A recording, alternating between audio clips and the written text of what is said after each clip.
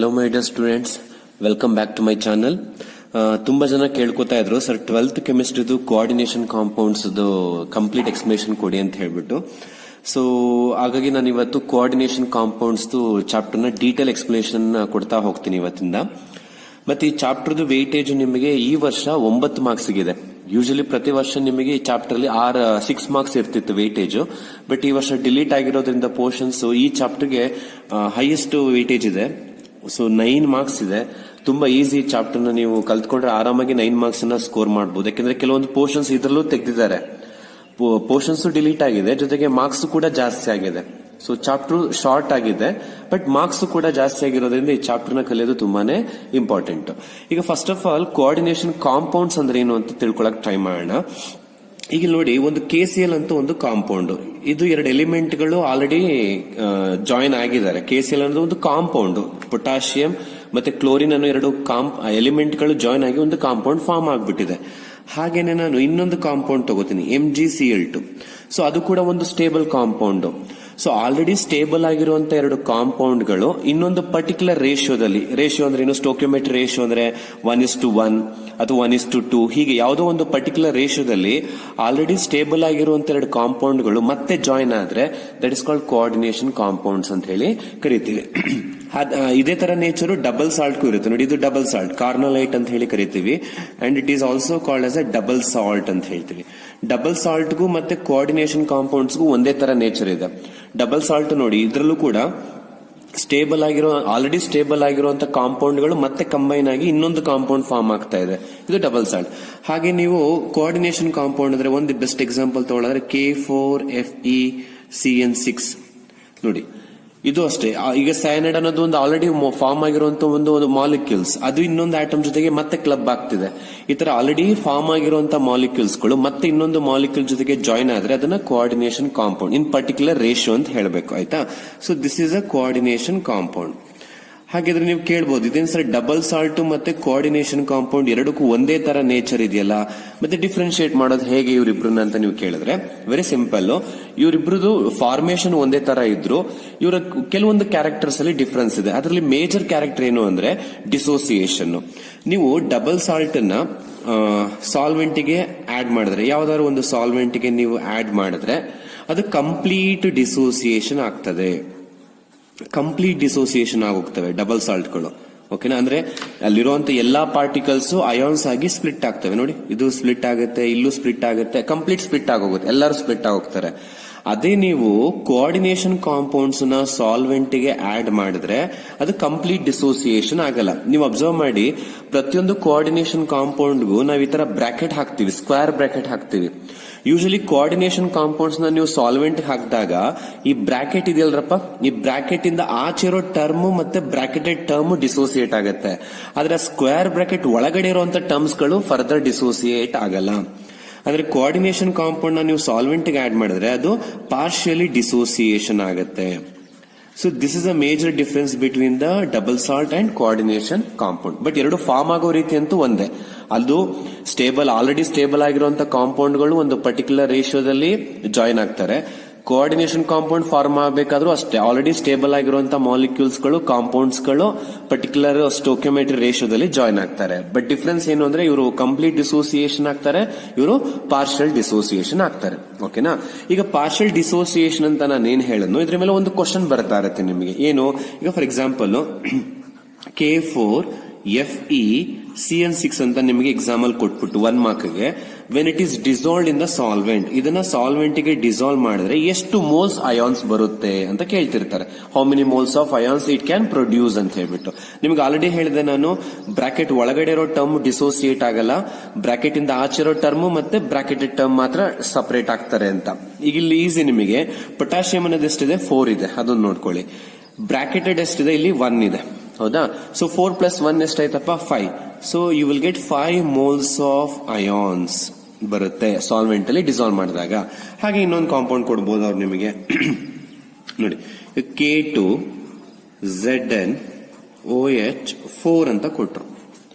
So ಇದನ್ನ solvent ಗೆ dissolve ಮಾಡಿದ್ರೆ ಎಷ್ಟು ಮೋಲ್ಸ್ ಅಯಾನ್ಸ್ ಬರ್ತದೆ ಅಂತ ಅವ್ರ ಎಕ್ಸಾಂಪಲ್ ಕೇಳ್ಬಿಟ್ರು. ಈಗ ಇದು ಅಷ್ಟೇ, ನೀವೇನ್ ಮಾಡಿ, ಬ್ರಾಕೆಟ್ ಇಂದ ಆಚೆ ಇರೋದು ಎಷ್ಟಿದೆ, 2 ಇದೆ, ಹೌದಾ. ಬ್ರಾಕೆಟೆಡ್ ಟರ್ಮ್ ಎಷ್ಟಿದೆ ಇಲ್ಲಿ 1 ಇದೆ, ಏನಿಲ್ಲ ಅಂದ್ರೆ 1 ಇದೆ ಅಂತ ಅರ್ಥ. ಸೊ 2 + 1 ಎಷ್ಟಾಯ್ತಪ್ಪ 3.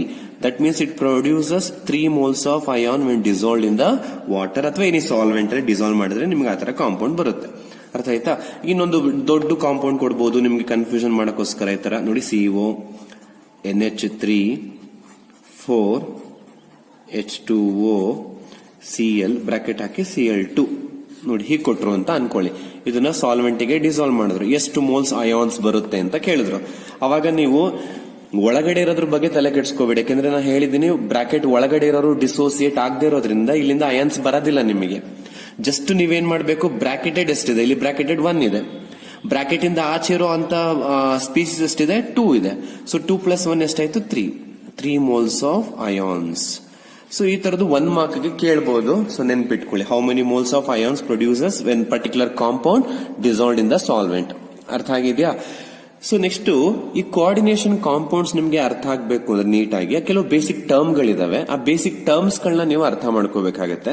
ಅದೇನೇನು ಅಂತ 1 by 1 ನೋಡ್ಕೋತಾ ಹೋಗಿ. ಮತ್ತೆ ಯಾವುದೇ ಡೆಫಿನೇಷನ್ ಬರೀಬೇಕಾದ್ರೆ ಸ್ಟೂಡೆಂಟ್ಸ್ ಅರ್ಥ ಮಾಡ್ಕೊಳ್ಳಿ, ನೀವು ಏನೇ ಡೆಫಿನೇಷನ್ ಕೇಳಿದ್ರು ಎಕ್ಸಾಮ್ ಅಲ್ಲಿ ನೀವು ಬರೀಬೇಕಾದ್ರೆ ಈ ಪ್ರೈವೇಟ್ ಆಥರ್ಸ್ ಬರ್ದಿರೋದು ಅಥವಾ ಬೇರೆ ಏನೋ ಓನ್ ಸೆಂಟೆನ್ಸ್ ಅಲ್ಲಿ ನೀವು ಬರೆಯೋ ಹಾಗಿಲ್ಲ. ಡೆಫಿನೇಷನ್ಸ್ ಎಲ್ಲ ನೀವು NCERT ಟೆಕ್ಸ್ಟ್ ಬುಕ್ ಅಲ್ಲಿ ಹೇಗಿದೆಯೋ ಹಾಗೆ ಬರೀಬೇಕಾಗತ್ತೆ.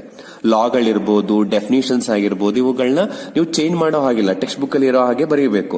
ಎಕ್ಸ್ಪ್ಲನೇಷನ್ ಬರೀಬೇಕಾದ್ರೆ ಕೆಲವೊಂದಷ್ಟು ವರ್ಡ್ ಚೇಂಜ್ ಮಾಡಬಹುದು, ತೊಂದರೆ ಆಗಲ್ಲ. ಆದ್ರೆ ಡೆಫಿನೇಷನ್ ಮತ್ತೆ ಲಾಸ್ ನ ಬರೀಬೇಕಾದ್ರೆ ನೀವು ಡೆಫಿನೇಷನ್ ವರ್ಡ್ಸ್ ನ ಚೇಂಜ್ ಮಾಡೋ ಹಾಗಿಲ್ಲ. ಓಕೆನಾ? ಅದ್ರಲ್ಲಿ ಹುಷಾರಾಗಿರಿ, NCERT ಅಲ್ಲಿ ಹೇಗಿದೆಯೋ ಹಾಗೆ ಬರೀಬೇಕು. ಈಗ ಮೊದಲನೇದು ಈ ಕೋಆರ್ಡಿನೇಷನ್ ಕಾಂಪೌಂಡ್ಸ್ ಅಲ್ಲಿ ನಮಗೆ ವೆರಿ ಇಂಪಾರ್ಟೆಂಟ್ ಟರ್ಮ್ ಏನೇನು ಬರುತ್ತೆ ಅಂದ್ರೆ ಒಂದಷ್ಟು ಕಾಂಪೌಂಡ್ಸ್ ಬರೆದು ಬಿಡ್ತೀನಿ, ಅವಾಗ ನಿಮ್ಗೆ ಈಸಿ ಆಗುತ್ತೆ. ಈಗ K3FeCN6 ಅನ್ನೋದೇನಪ್ಪ ಒಂದು ಕೋಆರ್ಡಿನೇಷನ್ ಕಾಂಪೌಂಡ್, ಹೌದಲ್ವಾ? ನೆಕ್ಸ್ಟ್ ಹಾಗೆ CO NH3 4 H2O twice Cl3 ಅಂತ ಒಂದಿದೆ. ಓಕೆನಾ? ಇನ್ನೊಂದು ಕೋಆರ್ಡಿನೇಷನ್ ಕಾಂಪೌಂಡ್ ತಗೋತೀನಿ, Cu NH3 4 SO4. ಇದೊಂದು ಕೋಆರ್ಡಿನೇಷನ್ ಕಾಂಪೌಂಡ್. ಈ ತರ ತುಂಬಾ ಬರ್ಕೋಬಹುದು. ಈಗ ಇಲ್ಲಿ ಅಬ್ಸರ್ವ್ ಮಾಡಿ, ನಿಮ್ಗೆ ಎಲ್ಲಾ ಕೋಆರ್ಡಿನೇಷನ್ ಕಾಂಪೌಂಡ್ಸ್ ಅಲ್ಲಿ ಏನಾಗುತ್ತೆ, ಇನ್ನೊಂದು ಬರ್ದ್ಬೇಡ, ಯಾಕೆಂದ್ರೆ ಅದು ಕನ್ಫ್ಯೂಷನ್ಸ್ ಆಗುತ್ತೆ ನಿಮ್ಗೆ. ಓಕೆ, ಇದೊಂದು ಕೋಆರ್ಡಿನೇಷನ್ ಕಾಂಪೌಂಡ್. ಈ ಕೋಆರ್ಡಿನೇಷನ್ ಕಾಂಪೌಂಡ್ ನೀವು ಅಬ್ಸರ್ವ್ ಮಾಡಿ, ಬ್ರಾಕೆಟೆಡ್ ಟರ್ಮ್ ಅಂತೂ ಇದ್ದೇ ಇರುತ್ತೆ. ಓಕೆ, ಆ ಬ್ರಾಕೆಟೆಡ್ ಟರ್ಮ್ ಒಳಗಡೆ ಕೆಲವು ಸ್ಪೀಸೀಸ್ ಇದೆ, ಬ್ರಾಕೆಟ್ ಇಂದ ಆಚೆ ಕೆಲವು ಸ್ಪೀಸೀಸ್ ಇದೆ. ಈಗ ನಾನು ಈ ಬ್ರಾಕೆಟ್ ಒಳಗಡೆ ಇರುವಂತ ಫಸ್ಟ್ ಸ್ಪೀಸೀಸ್ ಏನಂತ ಕರಿತೀವಿ, ಇದನ್ನೇನಂತ ಕರಿತೀವಿ ಅಂತ ನೇಮ್ ಅನ್ನ ಹೇಳ್ತಾ ಹೋಗ್ತೀನಿ, ಆಮೇಲೆ ಡೆಫಿನೇಷನ್ ಹೇಳ್ತೀನಿ. ಅರ್ಥ ಆಯ್ತಾ? ಈಗ ಫಸ್ಟ್ ಒನ್ ನೋಡಿ, ಈ ಸ್ಕ್ವೇರ್ ಬ್ರಾಕೆಟೆಡ್ ಟರ್ಮ್ ಇದೆಯಲ್ರಪ್ಪ, ಸ್ಕ್ವೇರ್ ಬ್ರಾಕೆಟೆಡ್ ಟರ್ಮ್ ಅದ್ರೊಳಗಡೆ ಫಸ್ಟ್ ಎಲಿಮೆಂಟ್ ಯಾರು ಬರ್ತಾರೋ, ಸ್ಕ್ವೇರ್ ಬ್ರಾಕೆಟ್ ಆಗ್ತಿದಂಗೆ ಫಸ್ಟ್ ಸ್ಪೀಸೀಸ್ ಯಾವ್ದು ಬರುತ್ತೋ ಆ ಫಸ್ಟ್ ಸ್ಪೀಸೀಸ್ ನ ನಾವು ಸೆಂಟ್ರಲ್ ಮೆಟಲ್ ಆಟಮ್ ಅಂತ ಕರಿತೀವಿ. Central metal atom or ion ಅಂತೀವಿ. ಫಸ್ಟ್ ಬರೋದು ಬ್ರಾಕೆಟ್ ಇಂದ ಫಸ್ಟ್ ಬರೋದು ಯಾವಾಗ್ಲೂ ಮೆಟಲ್ ಆಟಮ್ ಆಗಿರುತ್ತೆ, ಸೆಂಟ್ರಲ್ ಮೆಟಲ್ ಆಟಮ್ ಆಗಿರುತ್ತೆ. ನೆಕ್ಸ್ಟ್ ಆ ಸ್ಕ್ವೇರ್ ಬ್ರಾಕೆಟ್ ಒಳಗಡೆ ಮೆಟಲ್ ಆಟಮ್ ಆದ್ಮೇಲೆ ಉಳಿದಿದ್ದೆಲ್ಲ ಏನಾಗಿರುತ್ತೆ ಅಂದ್ರೆ ಲಿಗ್ಯಾಂಡ್ಸ್ ಆಗಿರುತ್ತೆ. ಉಳಿದಿದ್ದೆಲ್ಲ ಏನಾಗಿರುತ್ತೆ, ಲಿಗ್ಯಾಂಡ್ಸ್. ಅಂದ್ರೆ ಇಲ್ಲಿ ಲಿಗ್ಯಾಂಡ್ಸ್ ಯಾರು, ಸೈನೈಡ್. ಸೆಂಟ್ರಲ್ ಮೆಟಲ್ ಆಟಮ್ ಯಾರು, ಐರನ್. ಇಲ್ಲಿ ಸೆಂಟ್ರಲ್ ಮೆಟಲ್ ಆಟಮ್ ಯಾರಪ್ಪ, ಗೆಸ್ ಮಾಡ್ತೀರಾ? ಸ್ಕ್ವೇರ್ ಬ್ರಾಕೆಟ್ ಫಸ್ಟ್ ಬರೋರು ಯಾರು, ಸೆಂಟ್ರಲ್ ಮೆಟಲ್ ಆಟಮ್. ಅದ್ ಬಿಟ್ಟು ಬ್ರಾಕೆಟ್ ಒಳಗಡೆ ಇನ್ ಯಾರ್ಯಾರು ಇರ್ತಾರೋ, ಫಸ್ಟ್ ಎಲಿಮೆಂಟ್ ಬಿಟ್ಟು, ಫಸ್ಟ್ ಸ್ಪೀಸೀಸ್ ಬಿಟ್ಟು ಇನ್ ಯಾರ್ಯಾರು ಇರ್ತಾರೋ ಅವ್ರ ಅಷ್ಟು ಜನನ ನಾವೇನಂತ ಕರಿತೀವಿ, ಲಿಗ್ಯಾಂಡ್ಸ್ ಆಗಿರ್ತಾರೆ. ಓಕೆನಾ? ಹಾಗೆಲ್ಲ ಹೇಳ್ತೀರಾ, ಕಾಪರ್ ಏನಾಗತ್ತೆ, ಸೆಂಟ್ರಲ್ ಮೆಟಲ್ ಆಟಮ್. NH3 ಏನಾಗುತ್ತೆ, ಇಲ್ಲಿ ಲಿಗ್ಯಾಂಡ್ ಆಗುತ್ತೆ. ಹಾಗೆ ಇಲ್ಲಿ ನಿಕ್ಕಲ್ ಏನಾಗುತ್ತೆ, ಸೆಂಟ್ರಲ್ ಮೆಟಲ್ ಆಟಮ್ ಆಗುತ್ತೆ. CO ಅನ್ನೋದೇನಾಗುತ್ತೆ, ಲಿಗ್ಯಾಂಡ್ ಆಗುತ್ತೆ. ಅರ್ಥ ಆಯ್ತಾ ಅವ್ರ ನೇಮ್ಗಳು? ನೆಕ್ಸ್ಟ್ ಆ ಸ್ಕ್ವೇರ್ ಬ್ರಾಕೆಟ್ ಟರ್ಮ್ ಇದೆಯಲ್ಲ, square bracket term which is containing central metal atom and ligand ಎರಡು ಒಟ್ಟಿಗೆ ಇರುವಂತ ಸ್ಕ್ವೇರ್ ಬ್ರಾಕೆಟೆಡ್ ಟರ್ಮ್ ನ ನಾವು ಕೋಆರ್ಡಿನೇಷನ್ ಸ್ಪಿಯರ್ ಅಂತ ಕರಿತೀವಿ. ಕೋಆರ್ಡಿನೇಷನ್ ಸ್ಪಿಯರ್ ಅಂತ ಹೇಳಿ ಕರಿತೀವಿ. ಯಾವ್ದನ್ನ, the square bracketed term containing or including central metal atom and the ligands together is called, collectively is called as a coordination sphere ಅಂತ ಕರಿತೀವಿ. ಅರ್ಥ ಆಯ್ತಾ? ಮತ್ತೆ ಇನ್ನೊಂದು ಅಬ್ಸರ್ವ್ ಮಾಡಿ, ನಿಮಗೆ ಈಗ ಮೆಟಲ್ ಗೊತ್ತಾಯ್ತು, ಲಿಗ್ಯಾಂಡ್ ಯಾರು ಅಂತ ಗೊತ್ತಾಯ್ತು, coordination sphere. But square bracket ಇಂದ ಆಚೆ ಒಬ್ರು ಇರ್ತಿದ್ದಾರೆ ಕೆಲವು ಸರಿ. ಇಲ್ಲಿ K ಇದೆ, ಇಲ್ಲಿ Cl ಇದೆ, ಇಲ್ಲಿ SO4 ಇದೆ. ಈ ಸ್ಕ್ವೇರ್ ಬ್ರಾಕೆಟ್ ಇಂದ ಆಚೆ ಇರ್ತಾರಲ್ಲ, ಇವ್ರನ್ನ ನಾವು ಕೌಂಟರ್ ಅಯಾನ್ ಅಂತ ಕರಿತೀವಿ. ಸ್ಕ್ವೇರ್ ಬ್ರಾಕೆಟ್ ಇಂದ ಆಚೆ ಇರೋನ್ ಏನಂತ ಕರಿತೀವಿ, ಕೌಂಟರ್ ಅಯಾನ್ ಅಂತ ಹೇಳಿ ಕರಿತೀವಿ. ಇದು ಗೊತ್ತಿರಬೇಕು. ಓಕೆನಾ. ಹಾಗೆ ಇಲ್ಲಿ ಕೌಂಟರ್ ಅಯಾನ್ ಯಾವುದು, ಪೊಟ್ಯಾಷಿಯಂ. ಇಲ್ಲಿ ಕೌಂಟರ್ ಅಯಾನ್ ಯಾವುದು, Cl. ಇಲ್ಲಿ ಕೌಂಟರ್ ಅಯಾನ್ SO4. ನೀವು ಕೇಳ್ಬೋದು ಸರ್ ಇಲ್ಲಿ ಇಲ್ವಲ್ಲ. ಹೌದು, ಎಲ್ಲಾ ಕಡೆ ಕೌಂಟರ್ ಅಯಾನ್ ಇರಲೇಬೇಕು ಅಂತ ಏನಿಲ್ಲ. ಈಗ ಇದ್ರಲ್ಲಿ ಕೌಂಟರ್ ಅಯಾನ್ ಇಲ್ಲ ಅಂತ ಹೇಳ್ಬೋದು. ಅರ್ಥ ಆಯ್ತಲ್ವಾ. ಸೊ ಈಗ ಐಡೆಂಟಿಫಿಕೇಶನ್ ಗೊತ್ತಾಯ್ತಲ್ವಾ. ಒಂದು ಕೋಆರ್ಡಿನೇಷನ್ ಕಾಂಪೌಂಡ್ ಕೊಟ್ರೆ ಸೆಂಟ್ರಲ್ ಮೆಟಲ್ ಆಟಮ್ ಇರುತ್ತೆ, ಲಿಗ್ಯಾಂಡ್ ಇರುತ್ತೆ, ಕೋಆರ್ಡಿನೇಷನ್ ಸ್ಪಿಯರ್ ಇರುತ್ತೆ. ಕೌಂಟರ್ ಅಯಾನ್ ಇರ್ಬೋದು, ಇಲ್ದೇನೂ ಇರ್ಬೋದು. ಬಟ್ ಕೋಆರ್ಡಿನೇಷನ್ ಸ್ಪಿಯರ್ ಅಂತೂ ಖಂಡಿತ ಇದ್ದೇ ಇರುತ್ತೆ, ಮೆಟಲ್ ಅಂತೂ ಇದ್ದೇ ಇರುತ್ತೆ, ಲಿಗ್ಯಾಂಡ್ ಕೂಡ ಇದ್ದೇ ಇರುತ್ತೆ. ಓಕೆನಾ, ಇದರ್ಥ ಆಯ್ತಾ. ಬಟ್ ಈಗ ನೀವೇನ್ ಮಾಡಬೇಕು, ಐಡೆಂಟಿಫಿಕೇಶನ್ ಗೊತ್ತಾಯ್ತು, ಬಟ್ ಇವುಗಳನ್ನ ಡಿಫೈನ್ ಮಾಡಬೇಕು. ಈಗ ನೀವು ಆರ್ ಎಕ್ಸಾಂಪಲ್ ಕೇಳ್ಬೋದು, what is central metal atom, what is ligand, what is coordination sphere ಅಂತ ಕೇಳ್ಬಿಡ್ಬೋದು. ಸೊ ಆ ಡೆಫಿನೇಷನ್ ಗೊತ್ತಿರಬೇಕು. ಫಸ್ಟ್ ಸೆಂಟ್ರಲ್ ಮೆಟಲ್ ಆಟಮ್ ನ ಡಿಫೈನ್ ಮಾಡ್ತೀನಿ ನೋಡಿ. ಸೆಂಟ್ರಲ್ ಮೆಟಲ್ ಆಟಮ್ ಅಂದ್ರೆ, ಓಕೆನಾ, ಬರ್ದ್ಬೋಣ, ಸೆಂಟ್ರಲ್ ಮೆಟಲ್ ಆಟಮ್ ಅಥವಾ ಅಯಾನು ಕೂಡ ಆಗಿರಬಹುದು. ನೋಡಿ, ಸೆಂಟ್ರಲ್ ಮೆಟಲ್ ಆಟಮ್ ಅಂದ್ರೆ ಅದು ಹೆಸರೇ ಇಂಡಿಕೇಟ್ ಮಾಡುತ್ತೆ, ಅದೊಂದು ಮೆಟಲ್ ಆಟಮ್ ಅಥವಾ ಅಯಾನ್ ಆಗಿರ್ಬೋದು. ಮೆಟಲ್ ಆಟಮ್ ಆಗಿರ್ಬೋದು ಎಂ, ಅಥವಾ ಮೆಟಲ್ ಅಯಾನ್ ಆಗಿರ್ಬೋದು, ಅಯಾನ್ ಆದ್ರೂ ಆಗಿರ್ಬೋದು. ಅದಕ್ಕೇನಾಗಿರುತ್ತೆ ಅಂದ್ರೆ ಸಮ್ ಫಿಕ್ಸ್ಡ್ ನಂಬರ್ ಆಫ್ ಬೇರೆ ಅಯಾನು ಅಥವಾ ಮಾಲಿಕ್ಯೂಲ್ಸ್ ಈ ಮೆಟಲ್ಗೆ ಏನಾಗಿರುತ್ತೆ, ವಿತ್ ಪರ್ಟಿಕ್ಯುಲರ್ ಜೋಮೆಟ್ರಿ ಅಟ್ಯಾಚ್ ಆಗಿರುತ್ತೆ. ಯಾವ ಮೆಟಲ್ ಅಥವಾ ಎನಿ ಆಟಮ್ ಅಥವಾ ಆಟಮ್ ಅಥವಾ ಅಯಾನ್ಗೆ ಫಿಕ್ಸ್ಡ್ ನಂಬರ್ ಆಫ್ ಬೇರೆ ತರದ್ದು ಅಯಾನ್ಗಳು ಅಥವಾ ಮಾಲಿಕ್ಯೂಲ್ಸ್ ಗಳು ಇದಕ್ಕೆ ಅಟ್ಯಾಚ್ ಆಗಿದ್ದಾಗ ಇದನ್ನ ನಾವೇನಂತ ಕರಿತೀವಿ, ಸೆಂಟ್ರಲ್ ಮೆಟಲ್ ಆಟಮ್ ಅಂತ ಕರಿತೀವಿ. ಮತ್ತೆ ವಿತ್ ಪರ್ಟಿಕ್ಯುಲರ್ ಜೋಮೆಟ್ರಿ ಅಟ್ಯಾಚ್ ಆಗಿರ್ಬೇಕು. ಫಾರ್ ಎಕ್ಸಾಂಪಲ್ ನೋಡಿ, ಇದೊಂದು ಆಟಮ್. ಓಕೆನಾ. ಈ ಆಟಮ್ಗೆ ಒಂದಷ್ಟು ಅಯಾನ್ಗಳೇನಾಗಿದ್ದಾವೆ, ಮಾಲಿಕ್ಯೂಲ್ಸ್ ಆಗಿರ್ಬೋದು, ಅಯಾನ್ಸ್ ಆಗಿರ್ಬೋದು. ಓಕೆನಾ. ಈ ತರ ಒಂದು ಯಾವುದೋ ಒಂದು ಪರ್ಟಿಕ್ಯುಲರ್ ಜೊಮೆಟ್ರಿಲಿ ಇವನಿಗೆ ಅಟ್ಯಾಚ್ ಆಗಿದ್ದಾರೆ. ಯಾರು, ಫಾರ್ ಎಕ್ಸಾಂಪಲ್ Cl ಅಂತ ಅನ್ಕೋಣ, ನೆಗೆಟಿವ್ ಅಯಾನ್ ಅದು ಅಟ್ಯಾಚ್ ಆಗಿದೆ, ವಿತ್ ಪರ್ಟಿಕ್ಯುಲರ್ ಜೊಮೆಟ್ರಿಲಿ ಅಟ್ಯಾಚ್ ಆಗಿದೆ. ಅವಾಗ ಇದನ್ನೇನಂತ ಕರಿತೀವಿ ನಾವು, central metal atom or ion ಅಂತ ಕರಿತೀವಿ. ಡೆಫಿನೇಷನ್ ರಿಪೀಟ್ ಮಾಡ್ತೀನಿ ನೋಡ್ಕೊಳ್ಳಿ. It is an atom or ion bounded by with ion or molecules with a particular geometry. ಅರ್ಥ ಆಯ್ತಾ. ಇದು ಸೆಂಟ್ರಲ್ ಮೆಟಲ್ ಆಟಮ್ ಅಂದ್ರೆ ಏನು ಅಂತ. ಹಾಗೆ ನೆಕ್ಸ್ಟ್ ಲಿಗ್ಯಾಂಡ್ ಅಂದ್ರೆ ಏನು ಅಂತ ನೋಡ್ಕೊಳ್ಳಿ. ಎರಡನೇ ಡೆಫಿನೇಷನ್ ಏನ್ರಪ್ಪ, ಲಿಗ್ಯಾಂಡ್. ಲಿಗ್ಯಾಂಡ್ ಅನ್ನೋದು ಏನಾಗಿರ್ಬೇಕು, ಶುಡ್ ಬಿ ಅಯಾನ್, ಮಾಲಿಕ್ಯೂಲ್ ಆಗಿರ್ಬೋದು. ಲಿಗ್ಯಾಂಡ್ ಅಂದ್ರೆ ಇದು ಮಾಲಿಕ್ಯೂಲ್ ಆಗಿರ್ಬೋದು ಅಥವಾ ಅಯಾನ್ ಆಗಿರ್ಬೋದು. ಮಾಲಿಕ್ಯೂಲ್ ಅಂದ್ರೆ ಗೊತ್ತಲ್ವ ನಿಮಗೆ, ಈಗ H2O is A molecule, Cl- is A ion, again NH3 is A molecule, NO2- is A ion. ಈ ತರ ಲಿಗ್ಯಾಂಡ್ ಅನ್ನೋರು ಏನಾಗಿರ್ಬೋದು, ಇಲ್ಲ ಮಾಲಿಕ್ಯೂಲ್ಸ್ ಆಗಿರ್ಬೋದು, ಇಲ್ಲ ಅಯಾನ್ಸ್ ಆಗಿರ್ಬೋದು. They attach to the central metal atom with a particular geometry with a fixed number. ಅರ್ಥ ಆಯ್ತಾ. So ligand ಅನ್ನೋರು ಮಾಲಿಕ್ಯೂಲ್ ಅಥವಾ ಅಯಾನ್ ಆಗಿದ್ದು ಸೆಂಟ್ರಲ್ ಮೆಟಲ್ ಆಟಮ್ಗೆ ವಿತ್ ಫಿಕ್ಸ್ಡ್ ನಂಬರ್ ಅಲ್ಲಿ ಏನಾಗಿರ್ತಾರೆ, ಅಟ್ಯಾಚ್ ಆಗಿರ್ತಾರೆ. ಅಂದ್ರೆ ಇಷ್ಟ ಬಂದಷ್ಟು ನಂಬರ್ಸ್ ಅಲ್ಲ, ಇಷ್ಟೇ ನಂಬರ್ಸ್ ಅಂತ ಇರುತ್ತೆ. ಆ ಫಿಕ್ಸ್ಡ್ ನಂಬರ್ಸ್ ಅಲ್ಲಿ ಲಿಗ್ಯಾಂಡ್ ಗಳು ಮೆಟಲ್ ಏನಾಗಿರುತ್ತೆ, ಅಟ್ಯಾಚ್ ಆಗಿರುತ್ತೆ. ಅದನ್ನ ಲಿಗ್ಯಾಂಡ್ಸ್ ಅಂತ ಹೇಳಿ ಕರಿತೀವಿ. ಅರ್ಥ ಆಯ್ತಾ. ಇನ್ನು ಕೋಆರ್ಡಿನೇಷನ್ ಸ್ಪಿಯರ್ ಅಂದ್ರೆ ಏನು ಅಂತ ನಿಮ್ಗೆ ಆಲ್ರೆಡಿ ಹೇಳಿದೆ. ಏನು ಕೋಆರ್ಡಿನೇಷನ್ ಸ್ಪಿಯರ್ ಅಂದ್ರೆ, it is a square bracketed term containing both central metal atom and ligand collectively called as a coordination sphere ಅಂತ ಹೇಳಿ ಕರಿತೀವಿ. ಇನ್ನು ಕೌಂಟರ್ ಅಯಾನ್ ಅಂದ್ರೆ, it is a species which is present outside the square bracket. It is a species present outside the square bracket in a coordination compounds is called as a counter ion ಅಂತ ಹೇಳಿ ಕರಿತೀವಿ. ಅರ್ಥ ಆಯ್ತಾ. ಇದು definitions. ಈಗ ನೋಡೋಣ coordination compound ಅಲ್ಲಿ ಯಾವ ಬಾಂಡ್ ಇರುತ್ತೆ ಅಂತ ಹೇಳ್ಬಿಟ್ಟು. ಈಗ ನೋಡ್ರಪ್ಪ, ಎರಡು ಆಟಮ್ಗಳಿದೆ ಅಂತ ಅನ್ಕೊಳ್ಳಿ. ಈ ಎರಡು ಆಟಮ್ಗಳು ಬಾಂಡ್ ಆಗ್ಬೇಕು ಅಂದ್ರೆ 2 ಎಲೆಕ್ಟ್ರಾನ್ ಬೇಕು. ಯಾವುದೇ 2 ಆಟಮ್ಗಳು ಬಾಂಡ್ ಆಗ್ಬೇಕು ಅಂದ್ರೆ, ಒಂದು ಬಾಂಡ್ ಆಗ್ಬೇಕು ಅಂದ್ರೆ ಮಿನಿಮಮ್ ಎಷ್ಟು ಎಲೆಕ್ಟ್ರಾನ್ ಬೇಕು, 2 ಎಲೆಕ್ಟ್ರಾನ್ ಬೇಕು ಒಂದು ಬಾಂಡ್ ಆಗೋದಕ್ಕೆ. ಓಕೆನಾ. ಈಗ ಇಲ್ಲಿ ಬಾಂಡ್ ಆಗ್ಬೇಕಾದ್ರೆ ಏನ್ ಮಾಡ್ತಾ ಇದೆ, ಎ ಅನ್ನೋದು ಬಾಂಡ್ ಆಗಿ 2 ಎಲೆಕ್ಟ್ರಾನ್ ಬೇಕು, ಎ ಅನ್ನೋದು 1 ಎಲೆಕ್ಟ್ರಾನ್ ನ ಕೊಡ್ತಾ ಇದೆ. ಸೊ ಬಿ ಅನ್ನೋ ಆಟಮ್ ಕೂಡ 1 ಎಲೆಕ್ಟ್ರಾನ್ ನ ಕೊಟ್ಟು ಬಾಂಡ್ ಆಗ್ತಿದ್ದಾರೆ. ಬಾಂಡ್ ಆದ್ರು ಇಬ್ರು, ಒಂದು ಬಾಂಡ್ ಬೇಕಾದ್ರೆ 2 ಎಲೆಕ್ಟ್ರಾನ್ಗೆ ಒಬ್ಬೊಬ್ರು ಒಂದೊಂದು ಎಲೆಕ್ಟ್ರಾನ್ ಕೊಟ್ಟು ಬಾಂಡ್ ಆದ್ರು. ಇದನ್ನ ಯೂಶಲಿ ಕೋವಲೆಂಟ್ ಬಾಂಡ್ ಅಂತ ಹೇಳಿ ಕರಿತೀವಿ, ಅಲ್ವೇನ್ರಪ್ಪ. ಬಟ್ ಇನ್ ಕೆಲವು ಸಲ ಏನಾಗುತ್ತೆ, ಎಕ್ಸ್ ಅಂಡ್ ವೈ ಅಂತ 2 ಆಟಮ್ಸ್ ಇದಾವೆ. ಹೇಗೆ ಇವರಿಬ್ರು ಕೂಡ ಬಾಂಡ್ ಆಗ್ಬೇಕು.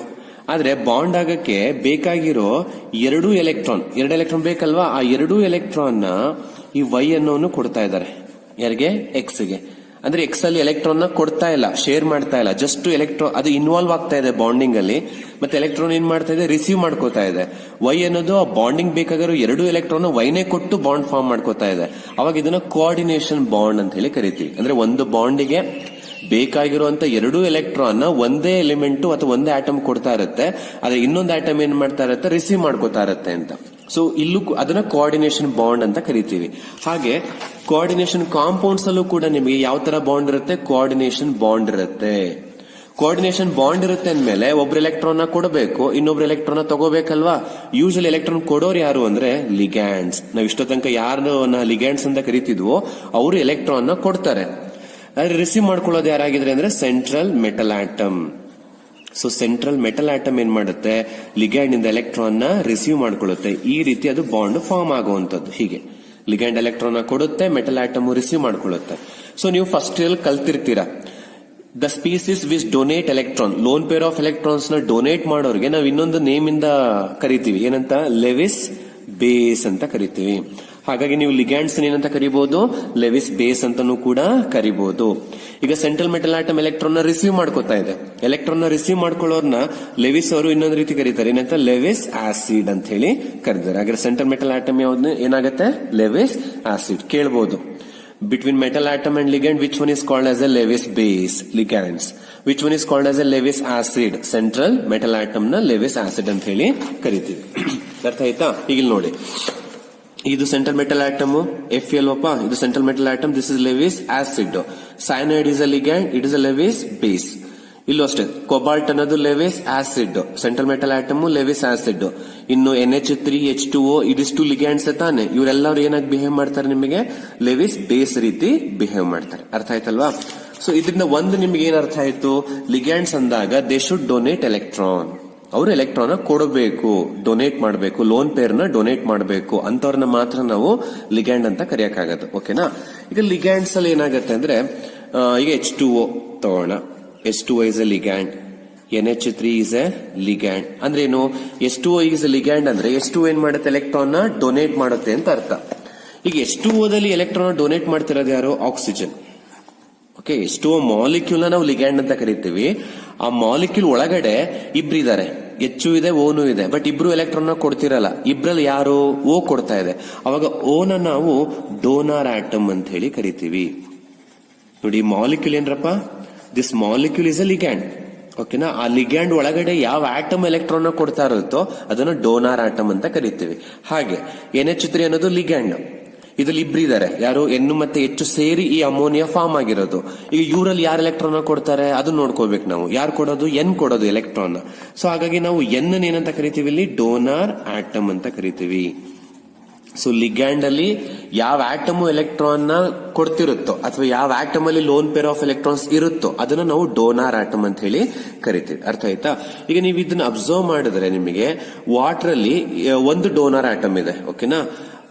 ಅಮೋನಿಯಾದಲ್ಲೂ ಕೂಡ ಒಂದು ಡೋನಾರ್ ಆಟಮ್ ಇದೆ. ಸೊ ಯಾವುದೇ ಒಂದು ligand if it is linking to the central atom through one donor atom, one donor atom ಮೂಲಕ ಲಿಂಕ್ ಆಗ್ತಿದ್ರೆ then it is called as a unidentate ligand ಅಂತ ಕರಿತೀವಿ. ಕೇಳಬಹುದು 1 ಮಾರ್ಕ್ಗೆ, what is ಯುನಿಡೆಂಟೇಟ್?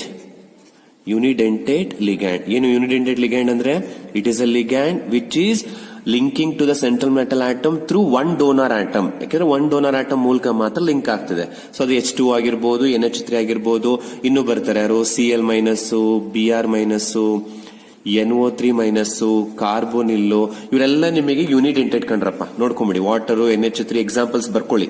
Cl minus, NO3 minus, NO2 minus, CO, ಇವರೆಲ್ಲ ನಿಮಗೆ ಯುನಿಡೆಂಟೆಡ್ ligands. ಅಂದ್ರೆ ಇವರೆಲ್ಲ ಒಂದೇ ಡೋನರ್ ಆಟಮ್ ಇರುತ್ತೆ, ಒಂದ್ ಕಡೆಯಿಂದ ಮಾತ್ರ ಲಿಂಕ್ ಆಗ್ತಾರೆ. ಸಾರಿ, ಇದು NO2 ಮೈನಸ್ ಬರಲ್ಲ, ಆಮೇಲೆ ಹೇಳ್ತೀನಿ ಯಾಕೆ ಅಂತ. Cl minus, Br minus, CO ಎಲ್ಲ ಬರ್ತದೆ ನಿಮಗೆ. ಹಾಗೆ ಇನ್ ಕೆಲವು ಮಾಲಿಕ್ಯೂಲ್ಸ್ ಇರುತ್ತೆ. ಒಂದ್ ಮಾಲಿಕ್ಯೂಲ್ ತಗೋತೀನಿ ನೋಡಿ, ಈಥೇನ್ 1,2 ಡೈಅಮೈನ್ ಅಂತ ಹೇಳ್ಬಿಟ್ಟು. ಸೊ ಇದ್ರ ಫಾರ್ಮುಲಾ ನೀವು ಬರೆದ್ರೆ ಈಗ ಬರೀಬಹುದು ನೋಡಿ, CH2 NH2 ಅಂತ ಬರೀಬಹುದು. ಇದು ಈಥೇನ್ 1,2 ಡೈಅಮೈನ್. ನೋಡಿ, 2 ಕಾರ್ಬನ್ಸ್ ಇದೆ, ಅದಕ್ಕೆ ಈತ್. 2 ನೈಟ್ರೋ ಅಮೈನು 2 ಸಲ ಇದೆ, ಅದಕ್ಕೆ ಡೈಅಮೈನು. ಅದು ಫಸ್ಟ್ ಮತ್ತೆ ಸೆಕೆಂಡ್ ಪ್ಲೇಸ್ ಅಲ್ಲಿ ಇರೋದ್ರಿಂದ ಅದಕ್ಕೆ 1,2 ಅಂತ ಬರೀತಾ ಇದೀವಿ ನೋಡಿ. 1,2 ಡೈಅಮೈನ್. ಈ 2 ಕಾರ್ಬನ್ ಇರೋದ್ರಿಂದ ಈತ್, ಸಿಂಗಲ್ ಬಾಂಡ್ ಇರೋದ್ರಿಂದ ANE ಇದನ್ನ ಬರೀಬಹುದು ಅಲ್ವಾ. ಈಥೇನ್ 1,2 ಡೈಅಮೈನ್ ಅಂತ ಗೊತ್ತಾಯ್ತು. ಈಗ ಇದೊಂದು ಮಾಲಿಕ್ಯೂಲ್ ಕಂಡ್ರಪ್ಪ, ಇದೊಂದು ಸಿಂಗಲ್ ಮಾಲಿಕ್ಯೂಲ್. ಓಕೆನಾ? ಈ ಸಿಂಗಲ್ ಮಾಲಿಕ್ಯೂಲ್ ಒಳಗಡೆ ನೈಟ್ರೋಜನ್ ಒಂದು ಡೋನಾರ್ ಆಟಮ್. ಓಕೆನಾ? ಇನ್ನೂ ಒಂದು ನೈಟ್ರೋಜನ್ ಇದೆ, ಅದು ಕೂಡ ಡೋನಾರ್ ಆಟಮ್. ಅಂದ್ರೆ within one molecule you have 2 donor atom. ಇದನ್ನ ನೀವು ಮೆಟಲ್ ಜೊತೆಗೆ ಮಿಕ್ಸ್ ಮಾಡಿದ್ರೆ ನಾವು this ligand is linking to the central metal atom through 2 donor atom. 2 donor atom ಮೂಲಕ ಒಂದು ಸೆಂಟ್ರಲ್ ಮೆಟಲ್ ಆಟಮ್ಗೆ 2 ಡೋನರ್ ಆಟಮ್ ಮೂಲಕ ಲಿಂಕ್ ಆಗ್ತಿದೆ. ಅವಾಗ ಇದನ್ನ ಡೈಡೆಂಟೇಟ್ ಲಿಗ್ಯಾಂಡ್ ಅಂತ ಕರಿತೀವಿ. It is called as a didentate ligand. ಅರ್ಥ ಆಯ್ತಾ ಡೈಡೆಂಟೇಟ್ ಅಂದ್ರೆ ಏನು ಅಂತ? It is a ligand which is linking to the central metal atom through 2 donor atom ಇರಬೇಕು. ನೋಡಿ ಇವರಲ್ಲೆಲ್ಲ ಏನಾಗಿತ್ತು, ಒಂದೊಂದೇ ಡೋನರ್ ಆಟಮ್ ಇತ್ತು, ಅದಕ್ಕೆ ಅವರು ಯೂನಿ ಆಗ್ತಿತ್ತು. ಇಲ್ಲಿ 2 ಡೋನರ್ ಆಟಮ್ ಇರೋದ್ರಿಂದ ಡೈಡೆಂಟೇಟ್ ಲಿಗ್ಯಾಂಡ್ ಅಂತ ಹೇಳಿ ಕರಿತೀವಿ ಇದನ್ನ. ಡೈ ಅಂದ್ರೆ 2 ಡೋನರ್ ಆಟಮ್ ಇರಬೇಕು. ಇನ್ನು ಇದಕ್ಕೆ ಬೇರೆ ಎಕ್ಸಾಂಪಲ್ಸ್ ಯಾವ್ದು ಕೊಡಬಹುದು ಅಂದ್ರೆ ನೀವು ಆಕ್ಸಾಲೇಟೋ ಕೊಡಬಹುದು. C2O4 2- oxalate ion. ಸೊ ಇದು ಕೂಡ ನಿಮಗೆ ಡೈಡೆಂಟೇಟ್ಗೆ ನೀವು ಎಕ್ಸಾಂಪಲ್ ಆಗಿ ಕೊಡಬಹುದು ಇದನ್ನ. ಈಥೇನ್ 1,2 ಡಯಾಮೈನ್ ಮತ್ತೆ ಈಥೇನ್ 1,2 ಡಯಾಮೈನ್ ನಾವು ಸಿಂಪಲ್ ಆಗಿ EN ಅಂತ ಬರಿತೀವಿ. ಓಕೆನಾ? ಸೊ ಆಕ್ಸಾಲೇಟ್ಗೆ C2O4 2- ಇದು ಕೂಡ ಡೈಡೆಂಟೇಟ್ಗೆ ಎಕ್ಸಾಂಪಲ್ ಆಗುತ್ತೆ. ಅರ್ಥ ಆಯ್ತಾ? ಸೊ ನೆಕ್ಸ್ಟ್ ಇನ್ನೊಂದು ಎಕ್ಸಾಂಪಲ್ ತಗೋಣ. ಈಗ ಈಥೇನ್ 1,2 ಡಯಾಮೈನ್ ಬರೆದು ಬಿಟ್ಟು ನೋಡಿ, ಈಥೇನ್ 1,2 ಡಯಾಮೈನ್ ಹೆಂಗ್ ಬರ್ದ್ವಿ? CH2 ಬರ್ದ್ವಿ, ಆಮೇಲೆ N ಬರ್ದ್ವಿ ಅಲ್ವಾ? ಅಲ್ಲಿ 2 ಹೈಡ್ರೋಜನ್ಸ್ ಇತ್ತಲ್ಲ, ನನಗೆ 2 ಹೈಡ್ರೋಜನ್ಸ್ ಅಟ್ಯಾಚ್ ಆಗಿತ್ತಲ್ಲ, ಆ 2 ಹೈಡ್ರೋಜನ್ ಜಾಗದಲ್ಲಿ ಏನ್ ಮಾಡೋಣ, ಅಸಿಟೇಟ್ ಗ್ರೂಪ್ ಅನ್ನ ರಿಪ್ಲೇಸ್ ಮಾಡೋಣ. 2 ಹೈಡ್ರೋಜನ್ ಪ್ಲೇಸ್ ಅಲ್ಲಿ ವಿಲ್ ಪುಟ್ 2 ಅಸಿಟೇಟ್ ಗ್ರೂಪ್ ಅನ್ನ ರಿಪ್ಲೇಸ್ ಮಾಡ್ತಾ ಇದೀನಿ ನಾನು. ಓಕೆನಾ? CH2COO CH2COO ಈಗ ಅಟ್ಯಾಚ್ ಮಾಡಿದ್ದೀನಿ. ಅರ್ಥ ಆಯ್ತಾ? ಈಗ ಇಲ್ಲಿ ನೋಡ್ರಪ್ಪ, ಎನ್ನು ಡೋನರ್ ಆಟಮ್ ಅಲ್ವಾ, ಈ ಎನ್ನು ಕೂಡ donor atom, but here oxygen is also donor atom. ಹಾಗೆ ಒಟ್ಟು ಎಷ್ಟು ಡೋನರ್ ಆಟಮ್ ಇಲ್ಲಿ ಸಿಕ್ತು ನಿಮಗೆ? 1 2 3 4 5 6 ಡೋನರ್ ಆಟಮ್ ಸಿಗ್ತಾ ಇದೆ. ಹಾಗಾಗಿ ನೀವು ಇದನ್ನ 2 ರೀತಿ ನೇಮ್ ಕರಿಬಹುದು. ಎಕ್ಸಾಡೆಂಟೇಟ್ ಅನ್ಬಹುದು ಇದನ್ನ, because it is having A 6 donor atom ಇದೆ, ಎಕ್ಸಾಡೆಂಟೇಟ್. ಅಥವಾ ಇದಕ್ಕೆ ಪಾಲಿಡೆಂಟೇಟ್ ಅಂತಾನು ಕೂಡ ಕರಿತೀವಿ. ಪಾಲಿಡೆಂಟೇಟ್ ಅಂದ್ರೆ ಅರ್ಥ ಮೋರ್ ದನ್ 2. ನೋಡಿ, 1 ಕೊಟ್ರೆ 1 ಎಲೆಕ್ಟ್ರಾನ್, 1 ಡೋನರ್ ಆಟಮ್ ಇದ್ರೆ ಯೂನಿಡೆಂಟೇಟ್, 2 ಡೋನರ್ ಆಟಮ್ ಇದ್ರೆ ಡೈಡೆಂಟೇಟ್, 2ಕ್ಕಿಂತ ಜಾಸ್ತಿ 3 4 5 ಏನೇ ಇದ್ರೂ ಕೂಡ ಅದನ್ನ ನಾವು ಪಾಲಿಡೆಂಟೇಟ್ ಅಂತ ಕರಿತೀವಿ. ಆ ಪಾಲಿಡೆಂಟಲ್ ಈ ಮಾಲಿಕ್ಯೂಲ್ ಏನಂತ ಕರಿತೀವಿ ನಾವು? ಹೆಕ್ಸಾಡೆಂಟೇಟ್. ಯಾಕಂದ್ರೆ ಅಲ್ಲಿ 6 ಪೇರ್ ಇದೆ, 6 ಪೇರ್ ಡೋನರ್ ಆಟಮ್ ಇದೆ ಅಂತ ಹೇಳ್ಬೋದು. ಇದನ್ನ ಕಾಮನ್ ಆಗಿ ನಾವು ಅಬ್ರಿವೇಷನ್ EDTA ಅಂತ ಬರೀತೀವಿ. ಇದಕ್ಕೆ EDTA. ಏನಾದ್ರು EDTA ಅಂದ್ರೆ, ಇದು CH2 2 ಕಾರ್ಬನ್ ಇದೆ ಅಲ್ವಪ್ಪ, ಎಥಿಲಿನ್ ಅಂತ ಬರೀಬಹುದಾ? ಎಥಿಲಿನ್ 2 ಸಲ ಅಮೈನ್ ಇದೆ, so di ethylenediamine, ethylenediamine. ಇದು ಅಸಿಟೇಟ್ ಗ್ರೂಪ್ ತಾನೆ. ಅಸಿಟೇಟ್ ಗ್ರೂಪ್ ಎಷ್ಟಿದಾವೆ? 4 ಇದಾವೆ. 4 ಇರೋದ್ರಿಂದ ಟೆಟ್ರಾ. ಯಾವುದು 4 ಇರೋದು? Acetate, tetra acetate. EDTA ಕೇಳಬಹುದು, ನೆನ್ಪಿಟ್ಕೊಳ್ಳಿ. EDTA ಫುಲ್ ಫಾರ್ಮ್ ಏನು? Ethylenediamine tetraacetate ion. Acetate ion ಇದೇನಾಗಿರುತ್ತೆ? ಪಾಲಿಡೆಂಟೇಟ್ ಆಗಿರುತ್ತೆ ಅಥವಾ ಎಕ್ಸಾಡೆಂಟೇಟ್ ಅನ್ನೋದು ಗೊತ್ತಿರಬೇಕು ನಿಮಗೆ.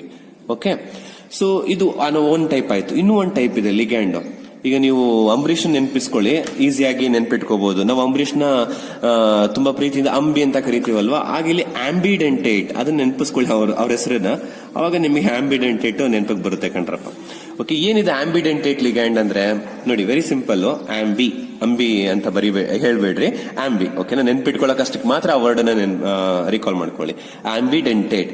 ಈಗ ಕೆಲವು ಸಲ ಏನಾಗುತ್ತೆ, ಈಗ SCN ನಾ ತಗೊಂಡ್ರೆ ಮತ್ತೆ NO2- ಅಲ್ಲಿ ನಾನು ಅಳಿಸ್ತೆ ಅಲ್ವಾ, NO2- ತಗೊಂಡ್ರೆ ಇಲ್ಲಿ ಏನಪ್ಪ ವಿಚಿತ್ರ ಅಂದ್ರೆ, SCN ಅಲ್ಲಿ S ಕೂಡ ಡೋನರ್ ಆಟಮ್, N ಕೂಡ ಡೋನರ್ ಆಟಮ್, ಅಂದ್ರೆ 2 ಡೋನರ್ ಆಟಮ್ ಇದೆ. ಅಂದ್ರೆ ಅದು 2 ಡೋನರ್ ಆಟಮ್ ಇದೆ ಅಂತ ಹೇಳ್ಬಿಟ್ಟು ನಾವು ಡೈಡೆಂಟೇಟ್ ಅಂತ ಕರೆಯಕ್ ಆಗಲ್ಲ ಇದನ್ನ. ಯಾಕೆಂದ್ರೆ 2 ಡೋನರ್ ಆಟಮ್ ಇದ್ರೂ ಇದೇನಾದ್ರೂ ಲಿಂಕ್ ಆಗ್ಬೇಕಾದ್ರೆ S ಲಿಂಕ್ ಆದ್ರೆ N ಕಡೆಯಿಂದ ಲಿಂಕ್ ಆಗಲ್ಲ, ಹಾಗೆ N ಕಡೆಯಿಂದ ಲಿಂಕ್ ಆದ್ರೆ S ಲಿಂಕ್ ಆಗಲ್ಲ.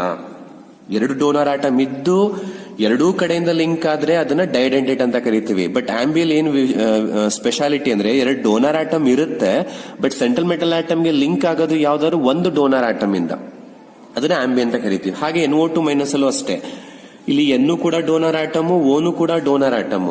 O ಕಡೆಯಿಂದ ಲಿಂಕ್ ಆದ್ರೆ N ಲಿಂಕ್ ಆಗಲ್ಲ. ಅರ್ಥ ಆಯ್ತಾ? ಅದೇ ತರ N ಕಡೆಯಿಂದ ಲಿಂಕ್ ಆದ್ರೆ O ಲಿಂಕ್ ಆಗಲ್ಲ. ಬಟ್ ಡೈ ಅಂದ್ರೆ ಏನು? 2 ಡೋನರ್ ಆಟಮ್ ಇರುತ್ತೆ, 2 ಕಡೆಯಿಂದನೂ ಲಿಂಕ್ ಆಗಿರುತ್ತೆ. ಬಟ್ ಆಂಬಿ ಅಂದ್ರೆ ಏನು?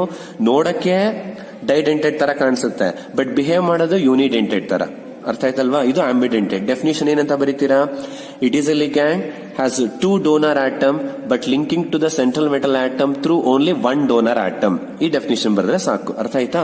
ಇದು ಆಂಬಿಡೆಂಟೇಟ್ ಲಿಗ್ಯಾಂಡ್. ಇದಕ್ಕೆ ಎಕ್ಸಾಂಪಲ್ SCN ಮತ್ತೆ NO2- ನೀವು ಧಾರಾಳವಾಗಿ ಬರೀಬಹುದು. ಅರ್ಥ ಆಯ್ತಾ? ಇದು ಲಿಗ್ಯಾಂಡ್ಸ್ ಅಂದ್ರೆ ಏನು ಮತ್ತೆ ಟೈಪ್ಸ್ ಆಫ್ ದ ಲಿಗ್ಯಾಂಡ್ಸ್. ನೋಡಿ, ಲಿಗ್ಯಾಂಡ್ಸ್ ಅಂದ್ರೆ ಏನು ಅಂತ ಡೆಫಿನಿಷನ್ ತಿಳ್ಕೋಬೇಕು. ಆಮೇಲೆ ಲಿಗ್ಯಾಂಡ್ಗೆ ಏನಂತ ಕರಿತೀವಿ, ಮೆಟಲ್ಗೆ ಏನಂತ ಕರಿತೀವಿ, ಮತ್ತು ಲಿಗ್ಯಾಂಡ್ ಟೈಪ್ಸ್, ಯೂನಿಡೆಂಟೇಟು ಅದಕ್ಕೆ ಎಕ್ಸಾಂಪಲ್, ಡೈಡೆಂಟೇಟು ಅದಕ್ಕೆ ಎಕ್ಸಾಂಪಲ್ಸ್, ಪಾಲಿಡೆಂಟೇಟ್ ಅದಕ್ಕೆ ಎಕ್ಸಾಂಪಲ್, ಮತ್ತೆ ಆಂಬಿಡೆಂಟೇಟ್ ಅಂದ್ರೆ ಏನು ಅದಕ್ಕೆ ಎಕ್ಸಾಂಪಲ್. ಇಷ್ಟು ತಿಳ್ಕೊಬೇಕಾಗತ್ತೆ. ಅರ್ಥ ಆಯ್ತಲ್ವಾ? ಇದಾದ್ಮೇಲೆ ಇನ್ನೊಂದು ಬೇಸಿಕ್ ಡೆಫಿನಿಷನ್ ಇದೆ ನಿಮಗೆ ಈ ಚಾಪ್ಟರ್ ಅಲ್ಲಿ, ದಟ್ ಈಸ್ ಕೋಆರ್ಡಿನೇಷನ್ ಪಾಲಿಹೆಡ್ರಾ ಅಂತ ಹೇಳ್ಬಿಟ್ಟು, ಕೋಆರ್ಡಿನೇಷನ್ ಪಾಲಿಹೆಡ್ರಾ ಅಂತ ಹೇಳಿ ಕರಿತೀವಿ. ಇದ್ರದ್ದು ಡೆಫಿನಿಷನ್ ಕಲಿಬೇಕಾಗತ್ತೆ ನೀವು. ಏನಿದು ಕೋಆರ್ಡಿನೇಷನ್ ಪಾಲಿಹೆಡ್ರಾ? ನೋಡಿ, ಒಂದು ಮೆಟಲ್ ಇದೆ. ಆ ಮೆಟಲ್ಗೆ ನಾನು 4 ಲಿಗ್ಯಾಂಡ್ಸ್ ನ ಅಟ್ಯಾಚ್ ಮಾಡ್ತಾ ಇದ್ದೀನಿ. 4 ಲಿಗ್ಯಾಂಡ್ಸ್ ಬಂದು ಅಟ್ಯಾಚ್ ಆಗ್ತಿದೆ ಅಂತ ಅನ್ಕೊಳ್ಳೋಣ. ಎಲ್ ಅಂದ್ರೆ ಲಿಗ್ಯಾಂಡ್, ಎಂ ಅಂದ್ರೆ ಮೆಟಲ್. 4 ಲಿಗ್ಯಾಂಡ್ಸ್ ಬಂದು ಅಟ್ಯಾಚ್ ಆಗ್ಬೇಕಾದ್ರೆ ಆ ಮೆಟಲ್ಗೆ 4 ಲಿಗ್ಯಾಂಡ್ ಒಂದೇ ಡೈರೆಕ್ಷನ್ ಅಲ್ಲಿ ಬಂದು ಅಟ್ಯಾಚ್ ಆಗಲ್ಲ. ಓಕೆ, ಅವಾಗ ಸ್ಟೆಬಿಲಿಟಿ ಇರಲ್ಲ ಮಾಲಿಕ್ಯೂಲ್. ಎಲ್ಲರೂ ಒಂದೇ ಕಡೆ ಬಂದು ಅಟ್ಯಾಚ್ ಆಗ್ಬಿಟ್ರೆ ಆ ಮಾಲಿಕ್ಯೂಲ್ ಸ್ಟೇಬಲ್ ಇರಲ್ಲ, ಫಾರ್ಮೇ ಆಗಲ್ಲ. ಅರ್ಥ ಆಯ್ತಾ? ಸೊ ಯಾವಾಗ್ಲೂ ಒಂದು ಮೆಟಲ್ಗೆ ಲಿಗ್ಯಾಂಡ್ಗಳು ಅಟ್ಯಾಚ್ ಆಗ್ಬೇಕಾದ್ರೆ ಒಂದು ಪರ್ಟಿಕ್ಯುಲರ್ ಜೊಮೆಟ್ರಿಲಿ ಅಟ್ಯಾಚ್ ಆಗ್ತಾರೆ. ಪರ್ಟಿಕ್ಯುಲರ್ ಜೊಮೆಟ್ರಿ ಅಂದ್ರೆ ಅಲ್ಲಿ ರಿಪಲ್ಷನ್ ಆದಷ್ಟು ಏನಾಗಿರ್ಬೇಕು, ಕಡಿಮೆ ಇರಬೇಕು. ಈ ತರ ನೋಡಿ, ಈಗ 4 ಲಿಗ್ಯಾಂಡ್ ಹೀಗೂ ಅಟ್ಯಾಚ್ ಆಗ್ಬೋದು, ಹೀಗೂ ಅಟ್ಯಾಚ್ ಆಗ್ಬೋದು. ಈ ತರ ಅಟ್ಯಾಚ್ ಆಗೋದ್ರಿಂದ ಸ್ಟೆಬಿಲಿಟಿ ಬರುತ್ತೆ. ಹಾಗಾಗಿ ಒಂದು ಮೆಟಲ್ಗೆ ಲಿಗ್ಯಾಂಡ್ಸ್ ಅಟ್ಯಾಚ್ ಆಗ್ಬೇಕಾದ್ರೆ ಸ್ಪೇಷಿಯಲ್ ಅರೇಂಜ್ಮೆಂಟ್ ಅಲ್ಲಿ ಏನಾಗಿರುತ್ತೆ, ಒಂದು ಪರ್ಟಿಕ್ಯುಲರ್ ಜೊಮೆಟ್ರಿಲಿ ಏನಾಗಿರ್ತಾರೆ, ಅಟ್ಯಾಚ್ ಆಗಿರ್ತಾರೆ. ಅವರು ಯಾವ ಜೊಮೆಟ್ರಿಲಿ ಅಟ್ಯಾಚ್ ಆಗಿರ್ತಾರೋ ಅದನ್ನೇ ಕೋಆರ್ಡಿನೇಷನ್ ಪಾಲಿಹೆಡ್ರಾ ಅಂತ ಹೇಳಿ ಕರಿತೀವಿ. ಈಗ ಇದನ್ನ ನಾವು ಸ್ಕ್ವೇರ್ ಪ್ಲೇನರ್ ಅಂತ ಕರಿತೀವಿ, ಇದನ್ನ ಟೆಟ್ರಾಹೆಡ್ರಲ್ ಅಂತ ಕರಿತೀವಿ. ಹಾಗೆ ಅದನ್ನ coordination ಪಾಲಿಹೆಡ್ರಾ. What is the spatial arrangement of the ligands around the central metal atom in a coordination compound? Coordination compound ಒಳಗಡೆ ಲಿಗ್ಯಾಂಡ್ಗಳು ಸ್ಪೇಷಲ್ಲಿ ಯಾವ ರೀತಿ ಅರೇಂಜ್ ಆಗಿದ್ದಾರೆ, ಯಾವ ಅರೇಂಜ್ಮೆಂಟ್ ಅಲ್ಲಿ ಇದ್ದಾರೆ ಅಂತ ಹೇಳದೆ ಕೋಆರ್ಡಿನೇಷನ್ ಪಾಲಿಹೆಡ್ರಾ. ಮತ್ತೆ ಇನ್ನೊಂದು ಹೇಳ್ತಾರೆ ನಿಮಗೆ, ಕೋಆರ್ಡಿನೇಷನ್ ಕಾಂಪೌಂಡ್ಸ್ ನ ಎಲ್ಲಾ ಕೋಆರ್ಡಿನೇಷನ್ ಕಾಂಪೌಂಡ್ ನ ತಗೊಂಡ್ರೆ ಕಾಮನ್ ಆಗಿ ನಿಮಗೆ 4 ಸ್ಟ್ರಕ್ಚರ್ ಅಥವಾ 4 ಜೊಮೆಟ್ರಿಗಳು ಸಿಗ್ತವೆ. ಯೂಶಲಿ ಒಂದು ಈ ತರ ಸ್ಕ್ವೇರ್ ಪ್ಲೇನರ್ ಸಿಗುತ್ತೆ, ಕಾಮನ್ ಆಗಿರುವಂತದ್ದು ನಾನು ಹೇಳ್ತಾ ಇದ್ದೀನಿ. ಸ್ಕ್ವೇರ್ ಪ್ಲೇನಾರು ಈ ರೀತಿ ಅರೇಂಜ್ ಆಗ್ಬೋದು 4 ಲಿಗ್ಯಾಂಡ್ಸ್ ಇದ್ದಾಗ. ಇನ್ನೊಂದು ಟೆಟ್ರಾಹೆಡ್ರಲ್ ಬರ್ಬೋದು, ಟೆಟ್ರಾಹೆಡ್ರಲ್ 4 ಇದ್ದಾಗ ಸ್ಕ್ವೇರ್ ಬರ್ಬೋದು, ಟೆಟ್ರಾಹೆಡ್ರಲ್ ಬರ್ಬೋದು. ನೆಕ್ಸ್ಟ್ 5 ಇರ್ಬೋದು. 5 ಇದ್ದಾಗ ನಿಮಗೆ ಈ ಸ್ಟ್ರಕ್ಚರ್ ಗೊತ್ತಿರುತ್ತೆ, ಟ್ರೈಗನಲ್ ಬೈ ಪಿರಮಿಡಲ್ ಬರುತ್ತೆ. ಇದು ಟ್ರಿಗನಲ್ ಬೈ ಪಿರಮಿಡಲ್ ಈ ಸ್ಟ್ರಕ್ಚರ್ ಬರ್ಬೋದು, ಟ್ರೈಗನಲ್ ಬೈ ಪಿರಮಿಡಲ್. ಇನ್ನು 6 ಇದ್ದಾಗ ನೋಡಿ ಹೀಗೆ, ಇದನ್ನ ಆಕ್ಟಾಹೆಡ್ರಲ್ ಅಂತ ಕರಿತೀವಿ, ಆಕ್ಟಾಹೆಡ್ರಲ್ ಹೀಗೆ ಬರ್ಬೋದು. ಬಟ್ ಈ ತರ ಇಷ್ಟು ಕಾಮನ್ ಶೇಪ್ ಅನ್ನ, ಕಾಮನ್ ಜೊಮೆಟ್ರಿನ ನಾವು ಕೋಆರ್ಡಿನೇಷನ್ ಕಾಂಪೌಂಡ್ಸ್ ಅಲ್ಲಿ ನೋಡಬಹುದು ಕಣ್ರಪ್ಪ. ಈ ತರ ಕಾಮನ್ ಆಗಿರುತ್ತೆ. ಇದನ್ನ ಕೋಆರ್ಡಿನೇಷನ್ ಪಾಲಿಹೆಡ್ರಾ ಅಂತ ಹೇಳಿ ಕರಿತೀವಿ. ಅರ್ಥ ಆಗಿದೆ ಅಂತ ಅನ್ಕೋತೀನಿ. ಓಕೆನಾ? ಈಗ ನೆಕ್ಸ್ಟ್ ನೋಡ್ರಪ್ಪ, ಇಲ್ಲೇ ಒಂದಷ್ಟು ಕಾಂಪೌಂಡ್ಸ್ ನಾವು ಆಲ್ರೆಡಿ ಬರ್ದಿದ್ವಲ್ಲ, ಇದರಲ್ಲಿ ಡಿಫ್ರೆನ್ಸ್ ನೋಡಿ. ಈಗ ಇದು ಒಂದು ಕೋಆರ್ಡಿನೇಷನ್ ಕಾಂಪೌಂಡ್ ಅಲ್ವೇನ್ರಪ್ಪ? ಇದು ಒಂದು ಕೋಆರ್ಡಿನೇಷನ್ ಕಾಂಪೌಂಡ್.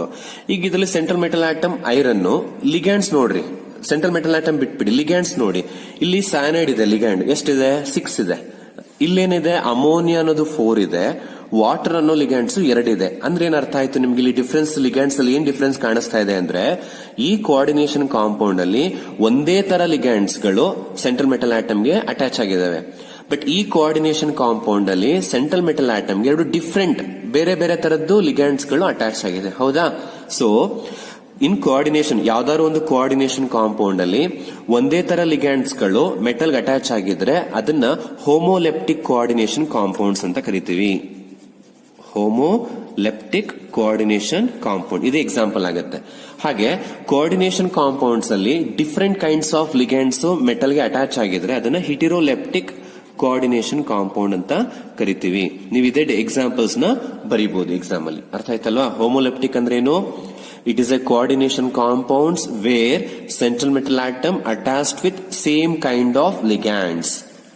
ಹಿಟರೋಲೆಪ್ಟಿಕ್ ಅಂದ್ರೆ it is a coordination compound where central metal atom is attached with different kinds of ligands. ಓಕೆನಾ? ಸೊ ಡೆಫಿನಿಷನ್ ವಿತ್ ಎಕ್ಸಾಂಪಲ್ಸ್ ಅನ್ನು ಕಲ್ತ್ಕೋಬೇಕಾಗತ್ತೆ ನೀವು. ಅರ್ಥ ಆಯ್ತಾ? ಇದಿಷ್ಟು ಏನಾಯ್ತು ನಿಮಗೆ ಬೇಸಿಕ್ ಡೆಫಿನಿಷನ್ಸ್ ಆಯ್ತರಪ್ಪ.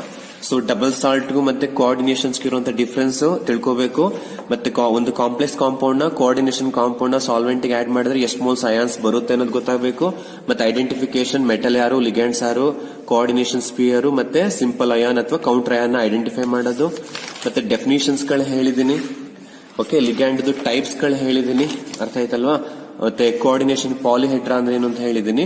ಇಷ್ಟನ್ನು ನೀಟಾಗಿ ಇವತ್ತಿನ ಕ್ಲಾಸ್ ಅಲ್ಲಿ ಎಕ್ಸ್ಪ್ಲೈನ್ ಮಾಡಿದೀನಿ. ಇಷ್ಟನ್ನು ನೀಟಾಗಿ ನೀವು ಒಂದ್ಸಲ ಪ್ರಾಕ್ಟೀಸ್ ಮಾಡಿ. ಜಸ್ಟ್ ಒಂದ್ಸಲ ವಿಡಿಯೋ ಕೇಳಿಸ್ಕೊಳ್ಳಿ, ನೋಡ್ಕೊಳ್ಳಿ. ಆಮೇಲೆ ಒಂದ್ಸಲ ಟೆಕ್ಸ್ಟ್ ಬುಕ್ ಓದಿ, ಇಲ್ಲ ನೋಟ್ಸ್ ಅನ್ನ ಓದಿ. ನಿಮಗೆ ಕೊಟ್ಟಿರ್ತಾರೆ ಕಾಲೇಜಲ್ಲಿ, ನೋಟ್ಸ್ ಅನ್ನ ಓದಿ, ಇಲ್ಲ ಟೆಕ್ಸ್ಟ್ ಬುಕ್ ಅನ್ನ ಓದಿ. ತುಂಬಾ ಈಸಿಯಾಗಿ ಅರ್ಥ ಆಗುತ್ತೆ. ಹೀಗೆ ನಾವು ನೆಕ್ಸ್ಟ್ ಕ್ಲಾಸ್ ಅಲ್ಲಿ ಮತ್ತೆ ಕಂಟಿನ್ಯೂ ಮಾಡೋಣ. ಈ ಚಾಪ್ಟರ್ ಇನ್ನು ಕಂಟಿನ್ಯೂ ಮಾಡೋಣ. ಇನ್ನು ತುಂಬಾ ಇದೆ ಮಾಡೋದು. ಸೊ ಹಾಫ್ ಅನ್ ಅವರ್ ಈ ವಿಡಿಯೋಸ್ ನ ನಿಮಗೆ ಕಂಟಿನ್ಯೂ ಮಾಡ್ತಾ ಹೋಗ್ತೀನಿ. ಮತ್ತೆ ನೆಕ್ಸ್ಟ್ ಕ್ಲಾಸ್ ಅಲ್ಲಿ ಮೀಟ್ ಆಗೋಣ. ಅಲ್ಲಿ ತನಕ ಇದನ್ನ ನೋಡ್ಕೊಂಡು ಚೆನ್ನಾಗಿ ಪ್ರಾಕ್ಟೀಸ್ ಮಾಡಿ. ಹಾಗೆ ನಿಮಗೆ ಈ ಕ್ಲಾಸ್ ಇಷ್ಟ ಆಗಿದ್ರೆ ದಯವಿಟ್ಟು ವಿಡಿಯೋನ ಲೈಕ್ ಮಾಡಿ. ನಿಮ್ಮ ಫ್ರೆಂಡ್ಸ್ಗೆ ಆದಷ್ಟು ಈ ವಿಡಿಯೋನ ಶೇರ್ ಮಾಡಿ. ಹಾಗೆ ಇನ್ನೂ ಚಾನಲ್ಗೆ ನೀವು ಸಬ್ಸ್ಕ್ರೈಬ್ ಆಗಿಲ್ಲ ಅಂದ್ರೆ ಬೇಗ ಸಬ್ಸ್ಕ್ರೈಬ್ ಮಾಡಿ. ಓಕೆನಾ? Thank you. Will meet again. Bye.